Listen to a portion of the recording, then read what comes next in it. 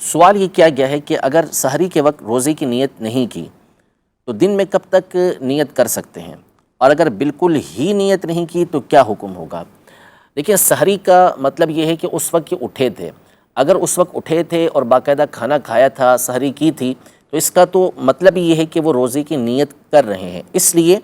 کہ نیت یہ دل کے ارادے کو کہتے ہیں، بندے کے دل کے اندر ارادہ ہونا چاہیے، اور سحری کھانے کو علماء نے فرمایا کہ یہ ایک طرح کی نیت ہی ہے کہ اس کا ارادہ ہے کہ اس نے دوسرے دن روزہ رکھنا ہے، سوائے یہ کہ باقاعدہ وہ نیت کرے کہ میرا کل کا روزہ نہیں ہے، تو پھر ایک جداگانہ بات ہو جائے گی۔ اب اگر سحری میں اٹھا ہی نہیں بندہ،